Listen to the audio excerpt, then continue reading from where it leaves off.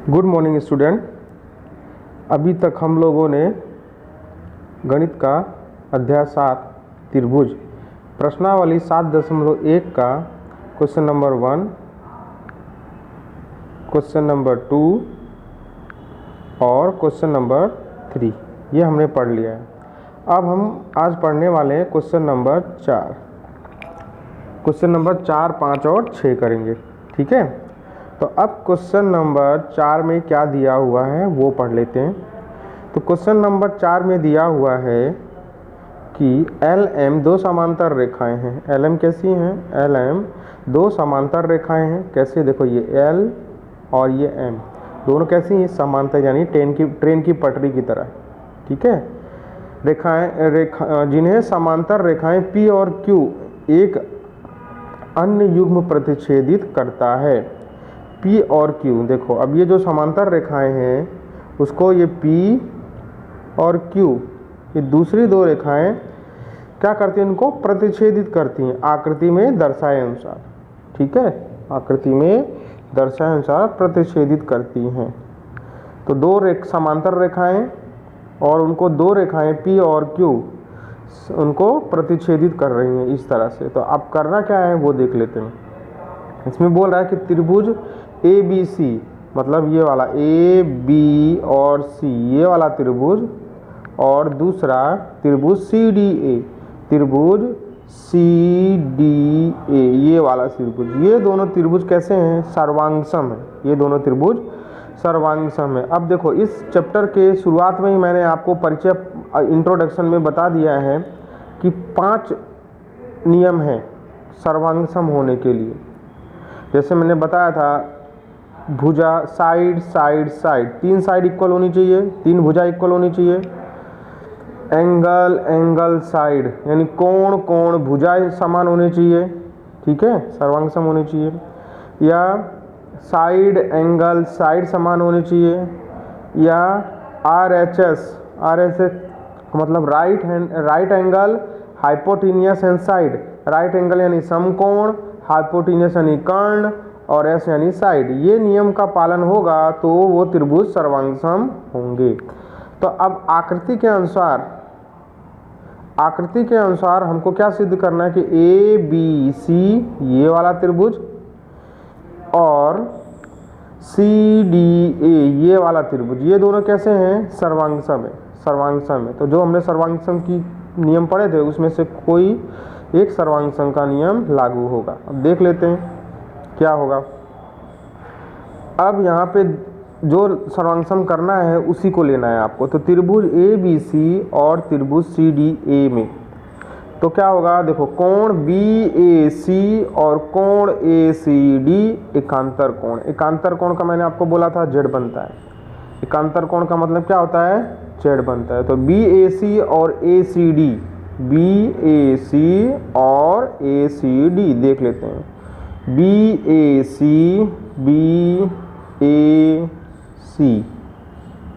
Okay, और ACD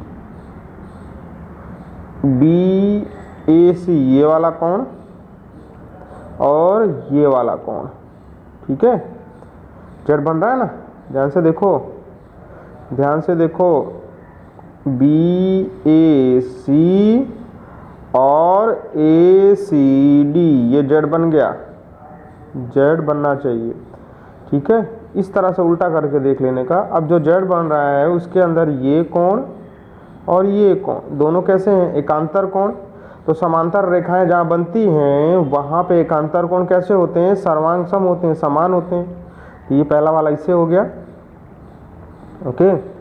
उसके बाद ये एक तो पहला हमारा कोण हो गया, कोण मिल गया हमको, कोण मिल गया। अब कोण के बाद AC बराबर AC उभयनिष्ठ। अब देखो, AC और AC भुजाएं दोनों में है। ये भुजा इस त्रिभुज में भी है, ABC में भी ये भुजा है, और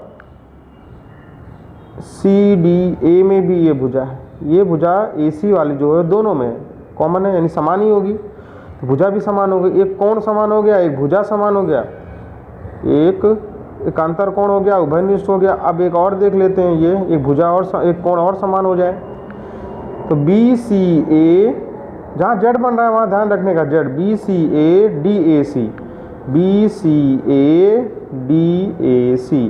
देखो बी सी ए और डी ए सी, इधर भी तो उल्टा जेड बन रहा है। क्या बन रहा है? उल्टा जेड। कैसे? बी सी ए यानी ये वाला कोण और सी ए डी यानी ये वाला कोण, तो ये भी समान हो गया। अब देखो त्रिभुज का ये कोण समान हो गया, ये भुजा समान हो गई। अब देख लेते हैं आकृति पर से, ये कोण समान है किसके? इसके, क्योंकि जेड बन रहा है। उसके बाद वापस ये कोण समान है इसके, इधर भी जेड बन रहा है। और ये जो भुजा है, ये जो भुजा है वो ए सी दोनों में है, दोनों में है। तो आपके दो कोण समान है, यानी एंगल साइड एंगल, यानी कोण भुजा कोण, को भू को, कोण भुजा कोण के अनुसार ये त्रिभुज और ये त्रिभुज कैसे होंगे? सर्वांग सम होंगे। ये त्रिभुज और ये त्रिभुज कैसे होंगे? सर्वांग सम होंगे। ठीक है, देखो पहले एकांतर कोण बन गया, AC उभय कोण है, ये वापस एकांतर कोण, यानी यहाँ पे जेड बन रहा है, यहाँ पे भी जेड बन रहा है, दोनों में है। तो ASA सर्वांग समता के नियम के अनुसार A का मतलब कोण, S मतलब भुजा, A मतलब कोण, ये हो गया कोण भुजा कोण के अनुसार ABC सर्वांग सम त्रिभुज CDA है। ठीक है, अब क्वेश्चन नंबर 5 ले लेते हैं। क्वेश्चन नंबर 5 के अंदर ऐसा दिया हुआ है कि रेखा L कोण A को समद्विभाजित करती है। जो अब कोण A जो ये रहा कोण A, उसको ये रेखा L समान भाग में कट कर रही है, समद्विभाजित कर रही है, दो समान भाग में काट रही है। तो रेखा L कोण A को समद्विभाजित कर रही है। B रेखा L पर स्थित कोई बिंदु है। अब जो B है, ये B रेखा L पर स्थित कोई बिंदु है, ले लिया हमने। BP और BQ यानी BP और BQ ये कैसे हैं?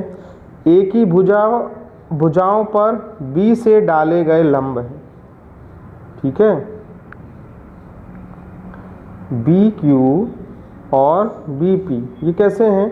लंब है, लंब है। इधर एक इधर लंब है और एक इधर लंब है। लंब का मतलब स्ट्रेट खड़ा है, इसका मतलब 90 डिग्री बनाए, ये लंब, इसलिए देखो यहाँ पे 90 डिग्री बनाया, लंब है। डाले गए लंब देखिए आकृति में दर्शाए अनुसार। ठीक है, अब आकृति को वापस समझ लेते हैं। ये आकृति आपको किताब में दी हुई है। इसमें जो L रेखा है वो कोण A को दो भाग में विभाजित कर रही है, समद्विभाजित कर रही है, यानी समान भाग में। अगर कोण A 60 है तो ये वाला कोण 30 होगा और ये भी 30 होगा। ठीक है, अब क्या कर रहे हैं कि ये जो BP है ये A पर लंब है, इधर BQ है ये भी लंब है, ये दो लंब है।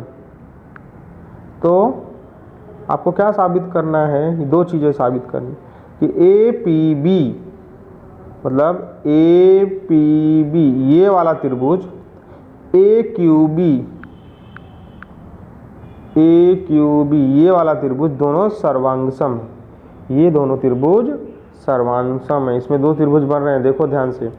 पहला बन रहा है APB ये वाला त्रिभुज और दूसरा बन रहा है आपका AQB ये दोनों त्रिभुज सर्वांगसम है। ठीक है, अब देख लेते हैं। इसमें देख के पता चल रहा है कि ये इसमें एक समकोण है, इसमें भी एक समकोण है, तो R वाला ही आएगा। समकोण है। उसके बाद ये देखो, ये जो AB है ये क्या है? कर्ण है। AB कर्ण है, तो AB क्या है? दोनों में है, इस त्रिभुज में भी है, इस त्रिभुज में, दोनों में कर्ण का काम कर रही है। तो अब हो जाएगा हाइपोटेन्यूस। R का मतलब समकोण तो है ही, और H का मतलब कर्ण, H का मतलब हाइपोटेन्यूस कर्ण हो गया। ठीक है, ये कर्ण हो गया, हाइपोटेन्यूस हो गया। अब आगे देख लेते हैं।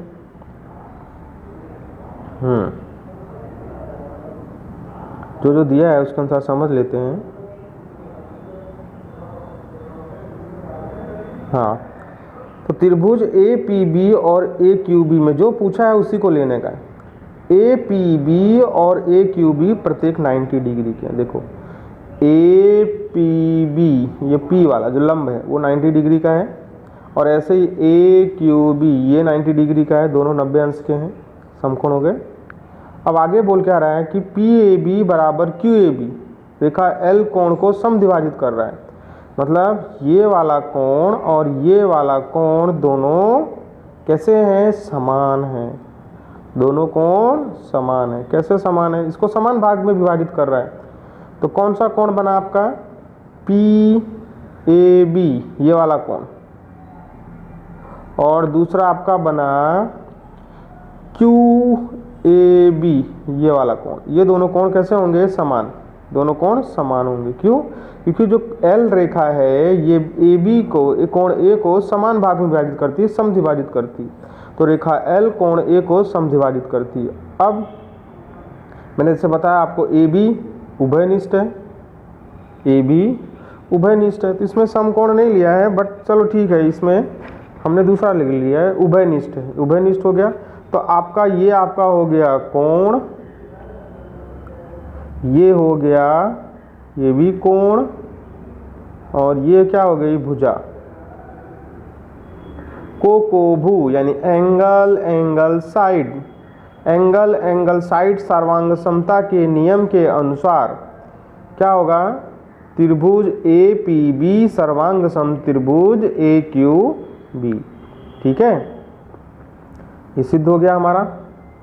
सर्वांग समता कौन सा लगा? AAS, एंगल एंगल साइड, कोण कोण भुजा। अब BP बराबर BQ, BP बराबर BQ।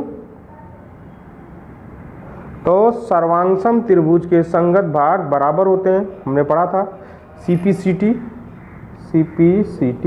इसका मतलब होता है सर्वांगसम त्रिभुज के संगत भाग बराबर होते हैं। सर्वांगसम त्रिभुज के संगत भाग बराबर होते हैं। ये हमने पहले पाठ में इंट्रोडक्शन में पढ़ लिया है। तो अब देखो इसके अंदर क्या पूछा है उसने? BP, तो मैंने BP लिया इस तरह से BP, तो इसका क्या हो जाएगा? BQ। BP और BQ ये आपका सिद्ध हो गया। ठीक है, अब आ जाते हैं हम प्रश्न नंबर 6 पे। अब प्रश्न नंबर 6 में क्या कह रहा है वो ध्यान से देखते हैं। प्रश्न नंबर 6 में वो कह रहा है कि आपको एक आकृति दी हुई है। क्या दी हुई है? एक आकृति दी हुई है। आकृति में AC बराबर AF। आकृति में देखो AC कहाँ है? ये AC और AE है, सॉरी AC और AE ये दोनों समान है। AC और AE दोनों समान है। AB और AD समान है। AB और AD, ये AB और AD समान है। और कोण BAD कौन कौन सा समान है? देखो AC और AE समान है, इसमें दिया हुआ है। इसलिए देखो समान है ना बेटा, इसलिए यहाँ पे 2 लाइन इसकी है और 2 लाइन इसकी, ये दोनों समानता की निशानी है। और इधर AB और AD समान है, इसलिए देखो एक लाइन इधर एक लाइन इधर दिया, ये समानता की निशानी है। अब BAD, कोण BAD देखो BAD ये वाला कोण किसके समान है? कोण EAC ये वाले कोण के समान। ये भी जो ग्रीन दिया हरा कलर का, ये दोनों कोण समान है। ये कोण इस कोण के समान है, इतना हमको दिया है। अब आपको बताना क्या है कि BC बराबर DE, BC बराबर DE, ये दोनों जो ग्रीन मैंने ब्लू बताया है ये दोनों समान है। BC बराबर DE, आपको क्या सिद्ध करना है ना वो आपके दिमाग में होना चाहिए, और क्या क्या दिया है वो। तो आकृति बन गई। अब आकृति पर से दिया हुआ है, ध्यान से देखना आप कि जो जो दिया है वो लिख देते हैं कि कोण BAD बराबर कोण EAS, ये दिया हुआ है BAD और EAS लिख दिया हमने। अब BAD है कहाँ? देखो BAD और EAS, ये बराबर है। अब दिया है, अब दोनों ओर DAC जोड़ने पर, अब दोनों ओर क्या करते हैं हम, DAC जोड़ देते हैं, ये DAC जोड़ देते हैं, उतना दोनों ओर GHC जोड़ देते हैं आकृति के अनुसार। तो देखो BAD तो पहले से था, उसमें हमने क्या किया, ये DAC जोड़ दिया। इधर देखो EAC पहले से था और हमने DAC जोड़ दिया। अब दोनों तरफ एक ही काम कर रहे हैं तो कोई फर्क पड़ेगा नहीं। तो ये जो BAD और DAC है उसका क्या हो जाएगा, देखो BAD और DAC, तो दोनों मिलके कौन सा कोण बना देंगे, दोनों जुड़ जाएंगे तो बना देंगे BAC। ये दोनों जुड़ गए ना, दोनों हमने जोड़ लिया तो बन गया आपका कोण BAC। इसी तरह EAC और DAC को जोड़ लेते हैं, इसी तरह EAC यानी EAC और DAC इसको जोड़ लेंगे, अगर हम इसको जोड़ लेंगे तो कौन सा कोण बन जाएगा हमारा, EAD बन जाएगा। कैसे बन जाएगा, EAD, ये पूरा कोण जुड़ गया है तब, तो पूरा बन गया EAD हो गया। ठीक है, एक हमारा काम हो गया, एक काम हमारा हो गया है। हमको क्या सिद्ध करना है, ये त्रिभुज और ये त्रिभुज दोनों सर्वांगसम है, ये सिद्ध करना है। तो अब देखो इनका, ये त्रिभुज और ये त्रिभुज का जो कोण है वो समान है। इसका मतलब क्या पता चला आपका, BAC बराबर EAD हो गया। अब हमको त्रिभुज BAC और त्रिभुज DAE देखना है। BAC जो हमने अभी बताया वो BAC और त्रिभुज EAD, त्रिभुज DAE, ये त्रिभुज देखना है। इन दोनों को हमको सर्वांगसम करना है। सर्वांगसम क्यों करना है पता है आपको, क्योंकि हमको सिद्ध क्या करना है, BC और DE। तो BC कहाँ पे आ रहा है, देखो BC यहाँ पे आ रहा है और DE कहाँ आ रहा है, इस त्रिभुज में आ रहा है। तो हमको यही त्रिभुज लेना पड़ेगा, एक ये वाला त्रिभुज लेना पड़ेगा और दूसरा ये त्रिभुज लेना पड़ेगा, क्योंकि हमको ये सिद्ध करना है। तो ये सिद्ध करना है, जो त्रिभुज में आ रहे हैं उसको हमको सर्वांगसम साबित कर देना है नियम के अनुसार। ये हो गया। अब दिया हुआ है AB इक्वल टू AD, ये देखो AB is equal to AD, इसके अंदर भी है, यानी ये और ये समान हो गए, दिया हुआ है, यानी आपकी भुजा आ गई समान, एक भुजा मिल गई समान। अब आगे हमने अभी सिद्ध किया BAC बराबर EAD, ये रहा ऊपर सिद्ध किया गया है BAC बराबर EAD, यानी क्या मिल गया आपका, BAC बराबर, हमने ये सिद्ध कर दिया EAD, ये हमने सिद्ध कर दिया, अभी सिद्ध किया था ना वो ऊपर। तो ये कोण हो गया। अब इसके बाद उसने बोला है कि AE जो है वो किसके समान है, AC के। ये रहा AC और AE दोनों समान है, ये भी दिया हुआ है। अब ध्यान से देखना, ये भुजा हो गई, ये कोण हो गया या भुजा हो गया, यानी ऊपर हो गया भुजा कोण भुजा, इसको बोलते हैं SAS, साइड एंगल साइड। सर्वांगसमता के नियम के अनुसार ये जो त्रिभुज है BAC और EAD, ये दोनों सर्वांगसम हो गए। यही तो हमको सर्वांगसम करना था, क्योंकि हमको BC और DE चाहिए। तो BC और D कहाँ मिलेगा, इसी दो त्रिभुज में मिलेगा ना। ठीक है, तो ये आपका सर्वांगसम हो गया, त्रिभुज BAC सर्वांगसम त्रिभुज DAE। क्यों, SAS सर्वांगसमता के नियम के अनुसार, भुजा कोण भुजा। अब ये आपको पता है, हमने पढ़ा हुआ है कि सर्वांगसम त्रिभुज के संगत भाग बराबर होते हैं। सर्वांगसम जो त्रिभुज होता है उनके संगत भाग कितने भाग होते हैं, त्रिभुज के 6 के 6 संगत भाग समान होते हैं। तो बस इसमें देख लो, इसी के अनुसार देख लो क्या लेना है, B और C, इसका B और इसका C ये ले लिया, तो इसका क्या आएगा, पहला D और तीसरा E। इसका पहला तीसरा लिया तो इसका भी आपको पहला तीसरा लेना है, दोनों समान है। बस यही तो सिद्ध करना था हमको। ओके, चलो अब आ जाते हैं हम प्रश्न नंबर 7 पे। अब प्रश्न नंबर 7 में 2 क्वेश्चन दिए हुए हैं, कोई बात नहीं, 2 दिया हो 3 दिया हो उससे कोई फर्क नहीं पड़ता है हमको। प्रश्न बट आपको नियम ध्यान रखने हैं, नियम ध्यान रखने हैं कि ए बी एक रेखाखंड है, ए बी क्या है, एक रेखाखंड है और P इसका मध्य बिंदु है। अब P क्या है, इसका मध्य बिंदु है। एक रेखाखंड का मध्य बिंदु P है, मतलब जैसे एक रेखाखंड है, ठीक है, ये रेखाखंड हो गया इसका ए बी और इसका मध्य बिंदु क्या है P। मध्य बिंदु का मतलब अगर ए बी पूरा 10 है, ये 5 होगा और ये 5 होगा, 5 मीटर और 5 मीटर होगा, जो भी सेंटीमीटर है, इस तरह ये इसका मध्य बिंदु हो गया, मिडल में मध्य बिंदु।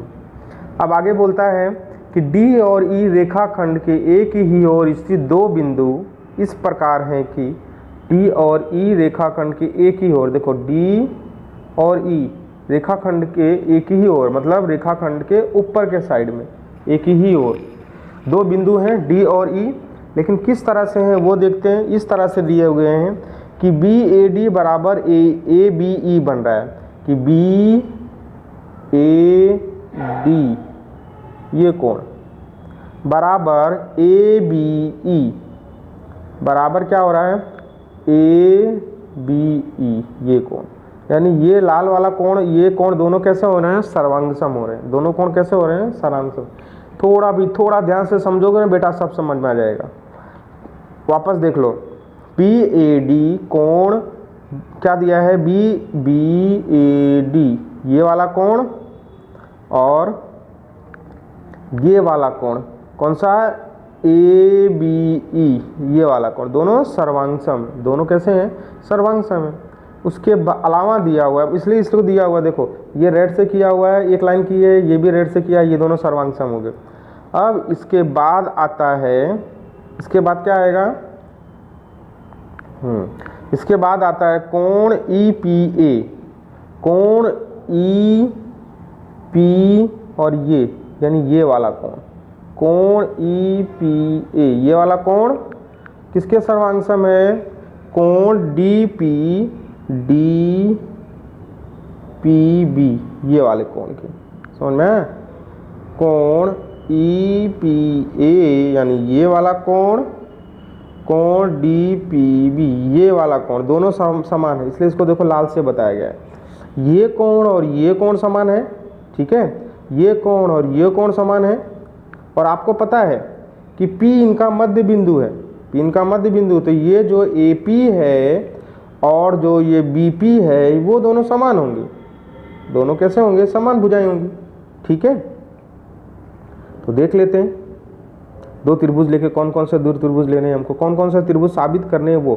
तो देखो आपको त्रिभुज कौन सा लेना है, एक त्रिभुज लेना है DAP, ये त्रिभुज लेना है DAP ये वाला त्रिभुज लेना है, ठीक है, और दूसरा त्रिभुज आपको लेना है EBP, ये दोनों को सर्वांगसम बताना है, लाल वाले को और पिंक वाले को। तो देख लो, आप यहीं से देख लेते हैं, ध्यान से देखना, आपको पता चल जाएगा। ये भुजा इस भुजा के बराबर है क्योंकि वो P बिंदु समान भाग में डिवाइड कर रहा है, इसको भाग कर रहा है। उसके बाद ये कोण के समान है, हमने पढ़ लिया, ओके, और इसके बाद ये कोण इस कोण के समान है। तो 2 कोण समान है और एक भुजा समान है, तो क्या हो गया, angle side angle, angle side angle, यानी कोण भुजा कोण के नियम के अनुसार ये दोनों क्या हो जाएंगे, सर्वांगसम हो जाएंगे, समझ में आया, सर्वांगसम हो जाएंगे। अब अगर ये सर्वांगसम होते हैं तो आप देखो इधर AD दूसरा पहला किसके बराबर है, BE के बराबर है, तो ये भी सिद्ध हो जाएगा, ठीक है। चलो अब इसको हम समझ लेते हैं अच्छी तरह से, इसमें क्या दिया हुआ है। अब ध्यान से देखना है आपको कि हमको सिद्ध करना है कि ये त्रिभुज सर्वांगसम है, तो दोनों त्रिभुज ले लेते हैं। अब उनका कोण देख लो, पहले आप कौन सा कोण ले, तो ये और ये समान है, ये सिद्ध कर दो। तो कौन सा है वो, EPA ये कोण EPA और DPB ये वाला कोण, ये दिया हुआ है, प्रश्न में दिया हुआ है, ठीक है, ये समान हो गया। अब देखो जैसे हमने इसमें किया था वैसे दोनों तरफ EPD जोड़ने पर, दोनों तरफ हमने क्या किया, EPD जोड़ने पर, ये जोड़ दिया। EPD जोड़ेंगे तो क्या होगा, देखो अभी दोनों तरफ EPD जोड़ने पर, इधर भी EPD जोड़ दिया, इधर भी जोड़ दिया। अब आप देखो EPA और EPD दोनों को जोड़ते हैं। EPA मतलब EPA ये, और दूसरा है EPD समझ में आया? ये दोनों जोड़ेंगे तो क्या बन जाएगा, ये वाला कोण बनेगा, दोनों जुड़ जाएगा।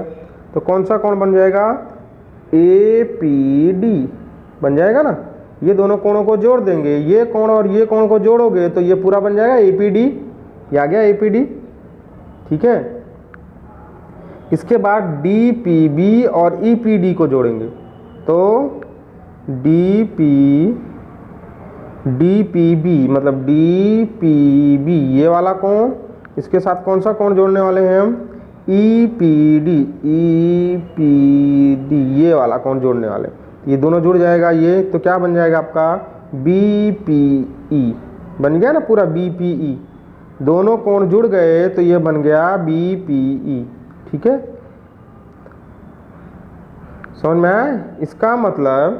इसका मतलब ये कोण और ये कोण दोनों सर्वांग है। APD मतलब ये AP और D ये कोण, और BPE ये कोण दोनों सर्वांग सम। दोनों कोण कैसे हैं, सर्वांग सम दिए हुए। अब एक कोण यहाँ पे आ गया, एक कोण यहाँ पे आ गया, दो कोण समान हो गए। अब इसकी भुजा समान हो जाएगी। अब क्या दिया हो, कोण A बराबर कोण B दिया हुआ है। कोण A बराबर कोण B दिया हुआ है, ये रहा कोण A बराबर कोण B आकृति में दिया हुआ है, ऊपर भी दिया हुआ है।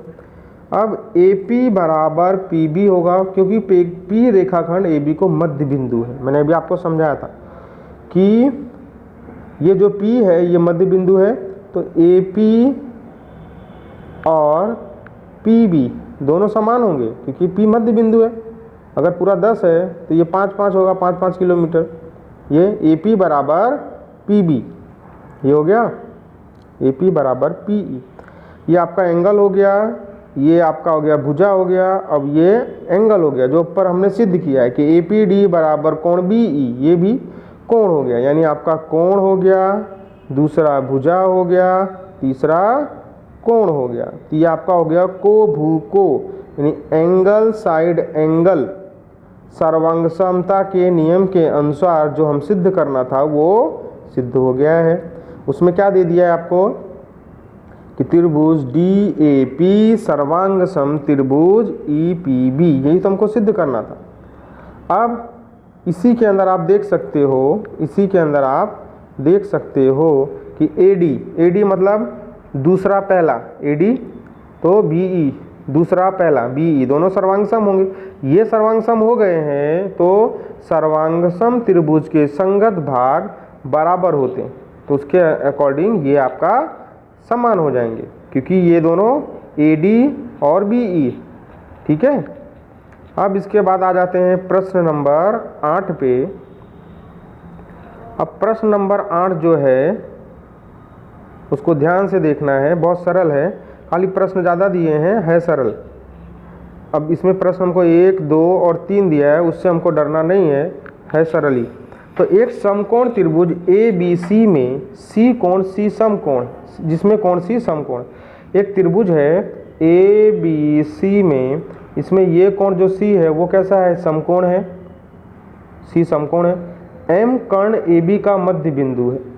अब जो ये M है, ये M ये कर्ण AB का मध्य बिंदु, जो समकोण त्रिभुज होता है 90 अंश का, उसके जो सामने वाली भुजा होती है वो क्या होती है, कर्ण होती है। उसके सामने वाली भुजा हमेशा कर्ण होती है। तो वही बोल रहा है कि ACB समकोण त्रिभुज है, उसके सामने ये कर्ण हो गया, कर्ण।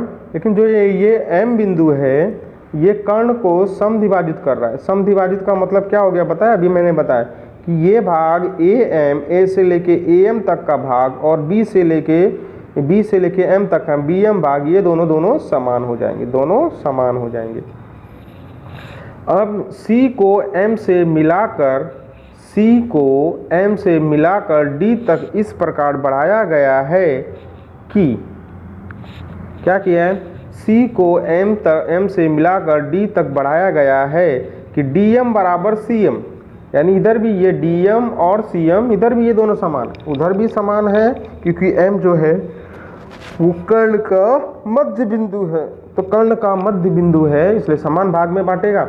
इसका मतलब यहाँ से ये पता चलता है कि ये और ये समान है, और क्या समान है, ये और ये समान, क्योंकि M जो है AB का मध्य बिंदु समान हो गया, और यहाँ पे सीधे दिया हुआ है कि DM बराबर CM, DM बराबर CM दिया हुआ है, इसलिए कुछ सोचना ही नहीं है आपको कुछ सोचना ही नहीं है।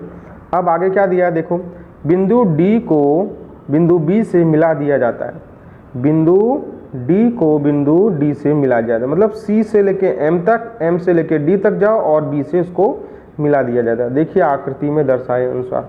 अब पहला काम क्या करना है आपको, ये क्या काम करना है कि AMC त्रिभुज AMC सर्वांगसम त्रिभुज BMD, त्रिभुज AMC ये वाला त्रिभुज और सर्वांगसम त्रिभुज BMD ये वाला त्रिभुज, ये दोनों सर्वांगसम है।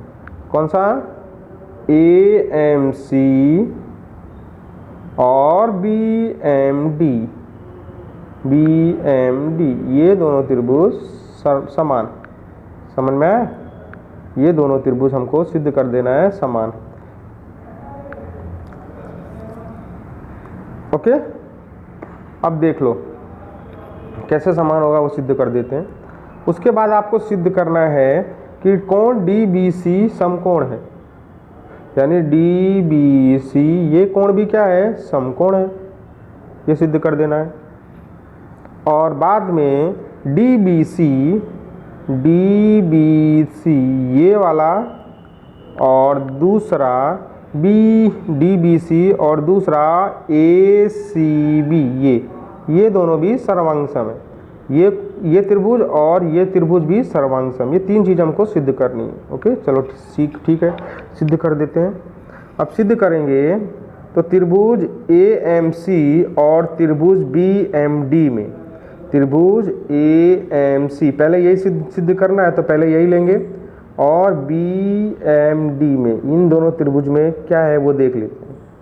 इसमें ऐसा है कि CM बराबर DN, CM बराबर देखो CM बराबर DM, ये बेटा यहाँ गलत लिख दिया है, यहाँ पे क्या आएगा DM, आप लोग सुधार लेना, DM आएगा, DN नहीं आएगा। इसमें दिया हुआ है कि CM और DM दोनों समान दिया हुआ है, ठीक है, ये दोनों समान है, यानी इसकी ये भुजा और इसकी ये भुजा दोनों समान है। एक भुजा मिल गई हमको, एक भुजा मिल गई, साइड एंगल के अकॉर्डिंग मिल गई। अब कोण AMC और कोण BMD, देखो AMC और BMD, कौन सा कोण, AMC और कोण BMD, ये कोण और ये कोण दोनों कैसे होंगे, समान होंगे। क्यों समान होंगे, क्योंकि शीर्षाभिमुख कोण है, शीर्षाभिमुख कोण है, ये मैंने आपको परिचय में सब समझाया हुआ है, और चैप्टर नंबर 7 में भी मैं आपको बता दिया हूँ, चैप्टर नंबर 6 में भी मैंने आपको सिखा दिया है कि शीर्षाभिमुख कोण यानी ये कोण जिनके शीर्ष जुड़े हुए हैं वो समान होते हैं, इसलिए कोण AMC समान है कोण BMD के। क्यों, शीर्षाभिमुख, तो आपकी भुजा हो गई, ये कोण हो गया। अब AM बराबर BM, इधर देख लो, अब ये AM हो गया और BM समान है, अभी हमने पढ़ा। क्यों, क्योंकि जो AB का मध्य बिंदु क्या है, M है, AB का मध्य बिंदु M है, तो ये डिस्टेंस, ये अंतर और ये अंतर दोनों समान हो जाएगा। इसका मतलब AM जो है वो BM के समान हो गया। ये हो गया आपका AM = MB अथवा BM। क्यों, M रेखाखंड AB का मध्य बिंदु है, तो ये आपका हो गया भुजा, एक भुजा हो गई समान, एक कोण समान हो गया और एक वापस भुजा समान हो गई। इसको बोलते हैं भू को भू मतलब एंगल, नहीं सॉरी, इसका मतलब हो गया भुजा का मतलब side angle side. Side angle side के नियम के अनुसार ये जो पहला था वो हमारा साबित हो गया। ये दोनों त्रिभुज, ये त्रिभुज और ये त्रिभुज सर्वांगसम होंगे। ठीक है, तो ये हमने लिख दिया कि त्रिभुज AMC ये त्रिभुज और त्रिभुज BMD ये दोनों त्रिभुज कैसे हैं? सर्वांगसम है, समान है। ठीक है, फर्स्ट हो गया। अब कोण DBC समकोण है, ये हमको साबित करना है। कोण DBC हमारा कैसा है? समकोण है, वो साबित करना है। कैसे साबित करेंगे देख लेते हैं। दूसरे नंबर का कि जो हमने ये साबित किया है ये ले लेते हैं। ओके, ये हम ले लेते हैं। तो त्रिभुज AMC सर्वांगसम त्रिभुज BMD, अभी हमने बताया AMC और BMD दोनों त्रिभुज सर्वांगसम है, तो इनके जो संगत भाग होंगे वो भी सर्वांगसम होंगे। तो आप देखो कोण CAM और कोण DBM, यानी कोण CAM ये वाला कोण और कोण DBM ये वाला कोण भी समान होगा, सर्वांगसम है। ठीक है, कैसे? देखो A यहाँ का लिया तो यहाँ का B आएगा ऑटोमेटिक। यहाँ का पहला कोण A लिया है आकृति, इसके अंदर इस B आएगा, यही देखना हमको, आकृति में भी नहीं देखना है। आपने पहला A लिया है इसका, तो पहला इसका क्या है? B, तो इसलिए आ गया CAM और DBM। क्यों? सर्वांगसम त्रिभुज के संगत भाग बराबर होते हैं। अब क्योंकि एकांतर कोण CAM और DBM बराबर हैं, अतः AC क्या है? पैरेलल है, AC समांतर है BD के।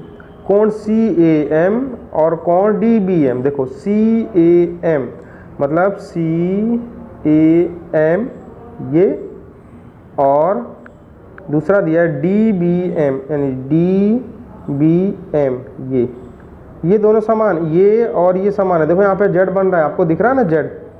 ये देखो, आपको Z दिखाता हूँ मैं। ये देखो, ये आपके पूरी आकृति Z बन रही है, ये Z बन रही है, ये दोनों समान भी हैं। एकांतर कोण अगर समान है तब क्या पता चल जाएगा कि AC और BD यानी ये लाइन और ये लाइन दोनों कैसी हो जाएंगी? समांतर हो जाएंगी, दोनों समांतर हो जाएंगी। क्योंकि यहाँ पे ये जो Z बन रहा है ये और ये एकांतर कोण समान है। एकांतर कोण समान होते हैं तो जो उन पे जिस पे बनते हैं वो समांतर रेखाएं होती हैं, इसलिए AC बराबर BD, AC समांतर BD हो गया। अब ये समांतर हो गया। अब कोण ACB बराबर DBC, ACB प्लस DBC यानी ये कोण और ये कोण कितने वे होंगे? दोनों का टोटल क्या होगा? दोनों का टोटल, ये दोनों अगर समांतर हैं, देखो ये और ये समांतर हैं और ये इसकी तिर्यक है, समझ में आया? ये और ये समांतर हैं और ये इसकी तिर्यक है। क्यों? क्योंकि अभी हमने ये सिद्ध किया कि CAM और DBM क्या है? दोनों समान हैं। ठीक है, अब ये दोनों अगर समान होते हैं तो AC और BD समांतर हो गई, यानी ये AC और BD दोनों समांतर हो गई और ये समांतर हो गई, तो ये क्या हो गया? इसका तिर्यक हो गया।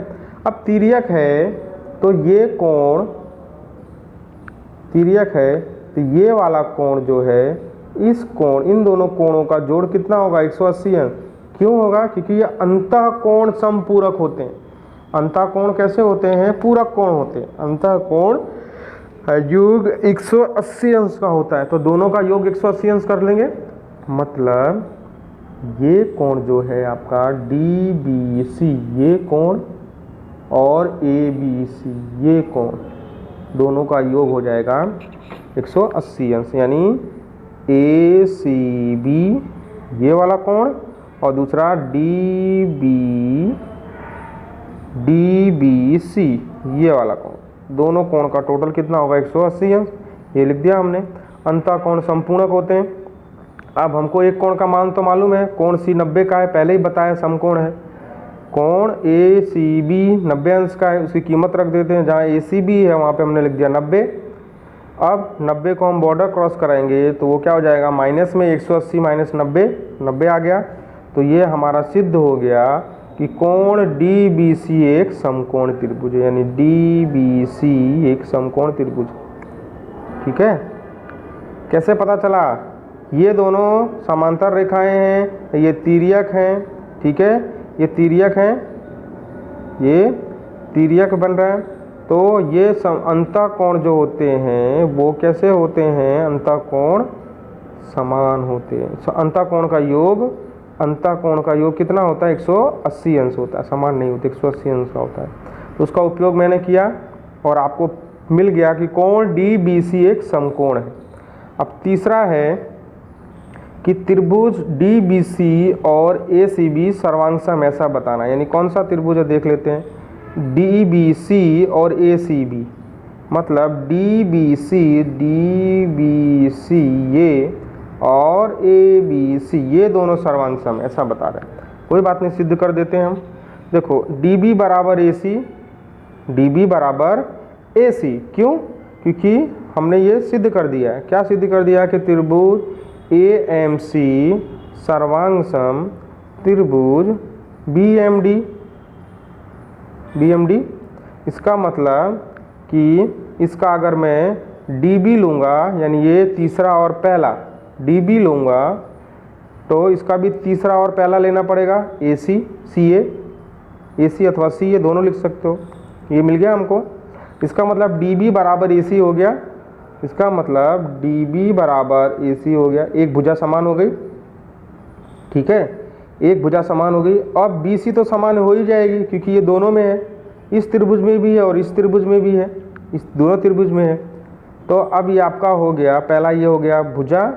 उसके बाद ये कोण जो है हमने सिद्ध कर दिया है कि DBC और ACB दोनों कोण भी समान है, यानी ये DBC ये वाला कोण 90 अंश का है और ये कोण भी 90 अंश का, यानी दोनों के कोण भी समान हो गए। और ये नीचे वाली भुजा जो उभयनिष्ठ है दोनों में है वो भी समान है। इस तरह से हमने सिद्ध कर दिया, क्या सिद्ध कर दिया? कि एक भुजा समान है साइड, एक कोण समान है कोण, और एक भुजा समान है। तो भू को भू के अनुसार, यानी साइड एंगल साइड के अनुसार ये क्या सिद्ध हो गया कि DBC त्रिभुज DBC सर्वांग सम त्रिभुज ACB SAS सर्वांग समता के नियम के अनुसार। ठीक है, अब ये सारे सम्स आशा करता हूँ आप लोगों को समझ में आ गए होंगे। अगर कुछ भी डाउट है तो आप मुझे व्हाट्सएप पे मैसेज कर सकते हो। ये सम्स करने से पहले मैंने जो शुरुआत में परिचय इंट्रोडक्शन बताया था उसको आप ज़रूर एक बार देख लीजिए, तब आपको बहुत जल्दी